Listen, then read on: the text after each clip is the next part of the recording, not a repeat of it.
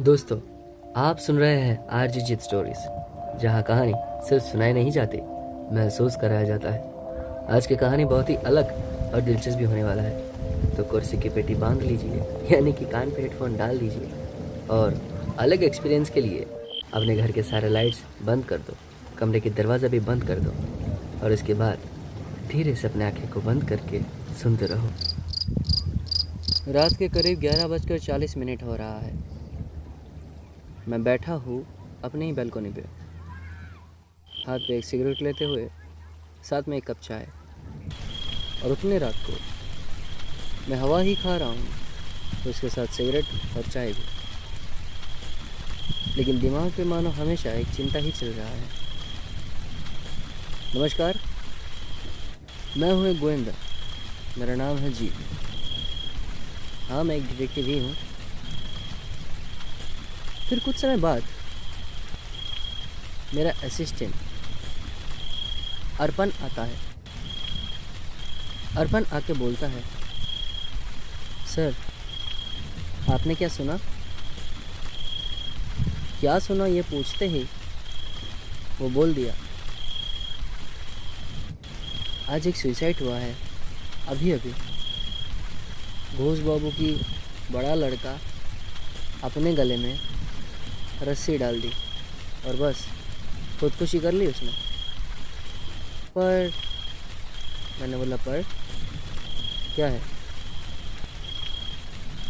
फिर बोला, उसके माँ बाप बहुत ज़्यादा रो रहा है, ना झगड़ा, ना किसी के साथ कोई बिहेवियर चेंज करना, फिर अचानक से मरने का क्यों सोचेगा? मैंने बोला, वेट, तुम घोष बाबू का लड़का यानी कि राहुल की बात कर रहे हो ना? फिर उसने बोला, हाँ। मैंने अर्पण से कहा, चलो जल्दी गाड़ी निकालो, अब घोष बाबू के घर पे ही जाके बात होगा। उनके घर पहुंचते पहुंचते लगभग 12:36 हो चुका था। जाते ही देखा, लाश को धीरे से नीचे उतारा गया था।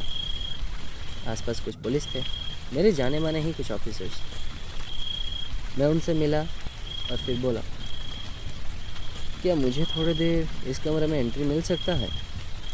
क्योंकि मैं थोड़ा सा जांच पड़ताल करना चाहता हूँ।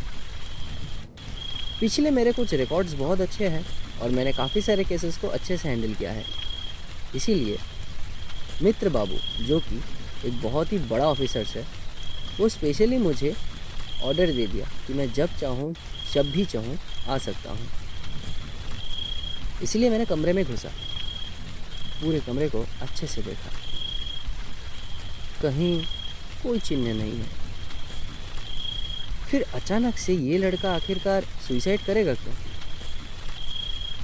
इसके माँ बाप से पूछने से पता चला कि इसका एक गर्लफ्रेंड भी है। मैंने उसकी गर्लफ्रेंड का नंबर मांगा, उन्होंने दिया। बातचीत किया तो सब कुछ नॉर्मल ही लगा। बल्कि ये भी बोल रही थी कि कुछ देर पहले वो मेरे साथ कॉल में भी थी, मैं उसके साथ बात भी कर रहा था और मेरे कॉल ऑटो रिकॉर्ड पे सेट होता है, इसीलिए मैं आपको कॉल रिकॉर्डिंग भी भेज सकता हूँ। बिना कुछ सोचे समझे मैंने उनसे कॉल रिकॉर्डिंग मांग लिया और मैं वो सुना। सब कुछ नॉर्मल ही था और करीबन 9:45 बजते ही उसने कॉल काट दिया था। फिर उसके बाद उसके गर्लफ्रेंड का 22 बार मिस्ड कॉल आने पर भी राहुल ने कॉल नहीं उठाया था। क्या हो रहा था उस समय? क्या वाकई में राहुल पागल हो गया था, जो अपने गर्लफ्रेंड से बात करते करते कॉल काट के गले में रस्सी लगा लेगा? मैंने पूछा कि जब ये हुआ तब आप सब कहाँ थे? फिर उसके माँ बाप ने बोला, हम सब नीचे ही थे। मैंने बोला, नीचे? बोला, हाँ, डिनर टाइम था तो हम सब ने डिनर कर रहा था। वो डिनर करके पहले ही आ चुके थे। फिर मैंने ये भी पूछा कि वो आखिरी बार क्या क्या खाया था, उनका प्लेट्स कहाँ पे है। मैंने सारे उस खाने का थोड़ा थोड़ा सैंपल लिया जो भी प्लेट्स पे लगे थे। और उनको मैंने लैब भेज दिया टेस्ट करने के लिए कि इस पे जहर वहर तो कुछ नहीं मिला। फिर मेरे असिस्टेंट मुझे पागल बोलने लगे। अरे सर, ये आप क्या कर रहे हैं? साफ दिख रहा है कि वो कोई सुसाइड केस है, फिर आप इसको ऐसे मर्डर जैसा क्यों देख रहे हैं? पुलिस ऑफिसर मित्र बाबू ये भी मुझसे बोला, देखो जी, यकीनन मैं तुम्हें बहुत रिस्पेक्ट करता हूँ, पर तुम्हें नहीं लगता कि तुम कुछ ज़्यादा ही बोल रहे हो? कोई जहर देकर उसको क्यों ही मारेगा? और अगर जहर से उसको मरना तय ही था तो फिर उसने सुसाइड ही क्यों किया? मैंने बोला, देखो, हाँ शायद हो भी सकता है कि उसके खाने में कोई जहर ना मिले, पर मैं मेरे इन्वेस्टिगेशन पे कोई भी कसूर नहीं छोड़ना चाहता। इतना कहते ही रात के करीबन 2 बजे मैं टॉर्च लाइट लेके कमरे के पीछे गया। कमरे के पीछे रहते रहते फिर घर के ही बाहर चला गया। फिर वहाँ से देख रहा हूँ सीढ़ी का कुछ छाप है, यानी कि यहाँ पे सीढ़ी लाया गया था, जो सीढ़ी सीधा राहुल के कमरे के बाहर का खिड़की की ओर जाता है। मैंने उनसे पूछा, यानी कि राहुल के माँ बाप से, ये कुछ काम धाम हुआ था क्या? फिर उन्होंने बोला, नहीं, ऐसा तो नहीं है। और मैं ये सब बिल्कुल स्पष्ट से भाव से देख पा रहा हूँ, क्योंकि कुछ ही देर पहले बहुत बारिश हो चुका है, बहुत भारी बारिश, और उसी बारिश की वजह से मिट्टी अभी भी गीला है।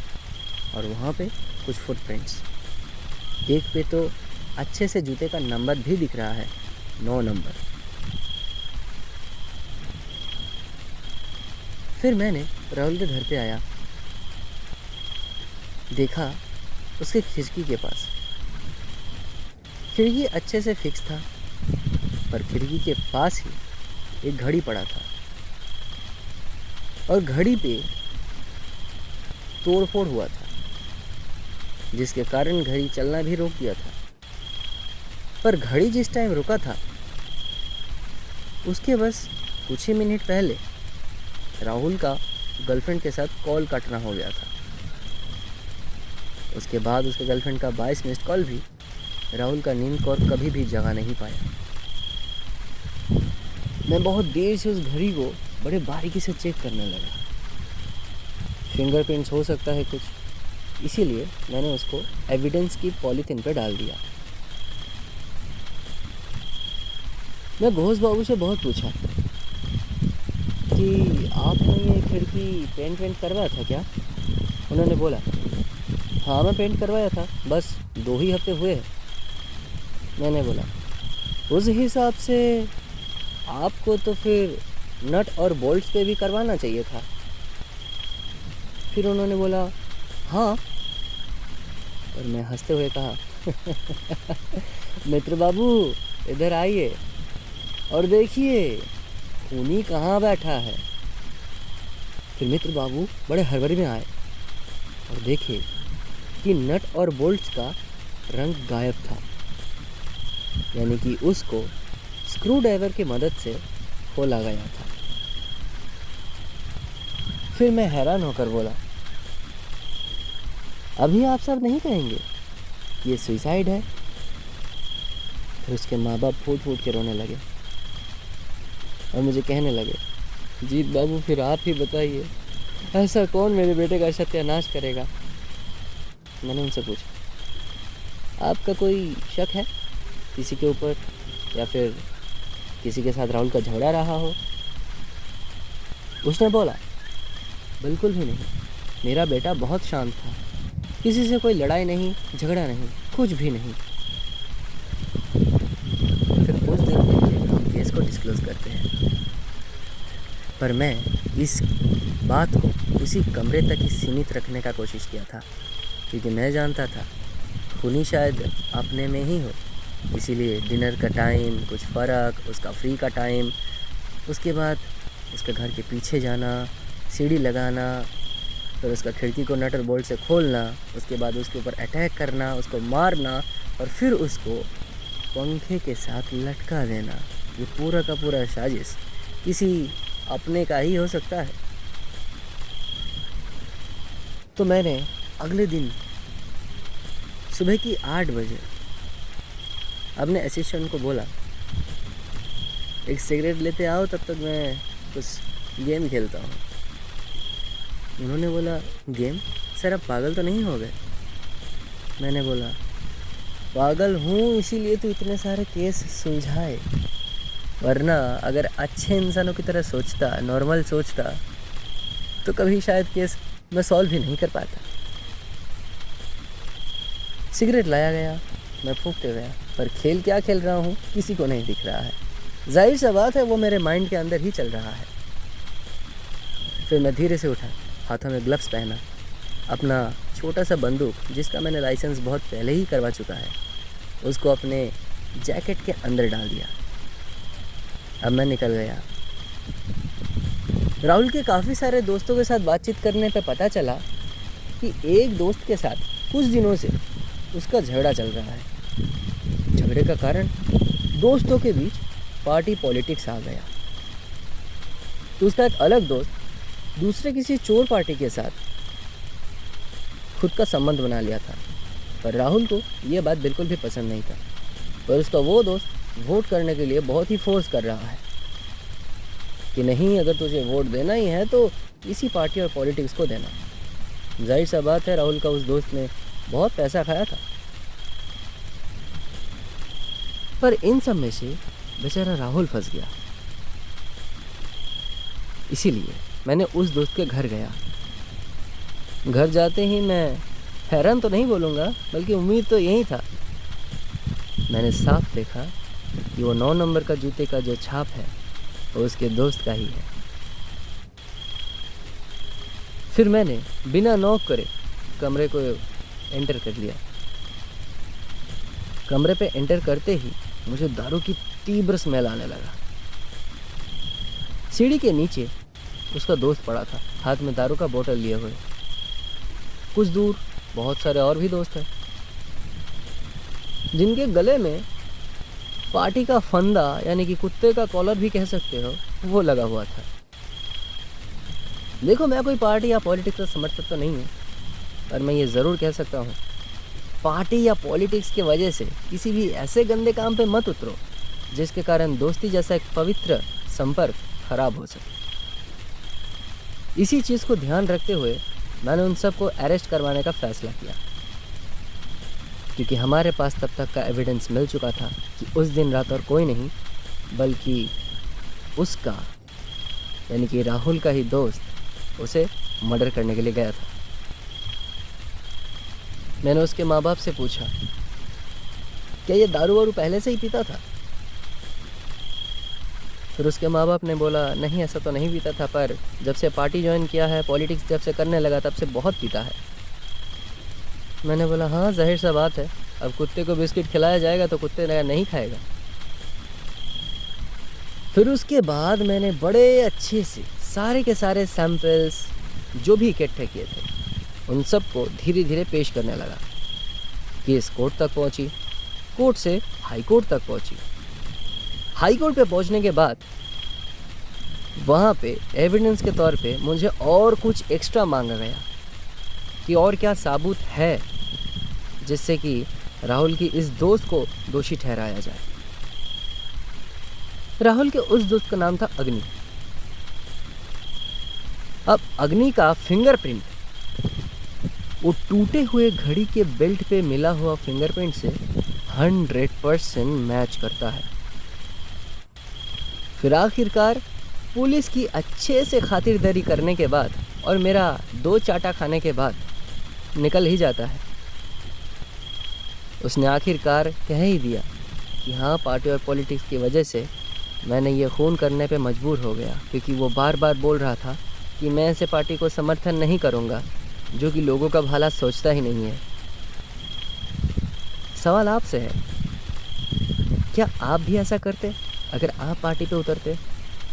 पॉलिटिक्स करना है तो अच्छा पॉलिटिक्स करिए। गंदा पॉलिटिशियन या फिर गंदा पॉलिटिक्स किसी को भी पसंद नहीं है। कूल बनने के चक्कर में अपने दोस्तों के कब्र के ऊपर फूल ना रखना, यही बात थी। फिर मैं लौटा, देखा राहुल के माँ बाप की हालत, सब मानो पागल जैसे हो चुके थे। उनके एक छोटे बेटे भी थे। बस वो बार बार मुझसे कहने लगा, अंकल अंकल, क्या मेरा बड़े भैया और कभी वापस नहीं आएंगे?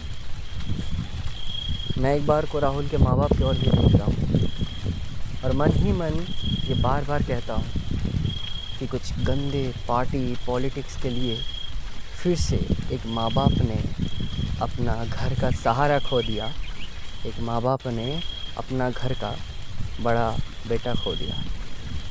ऐसा काम आप भी मत करना, होशियार रहे। तो दोस्तों, ये थी आज की कहानी।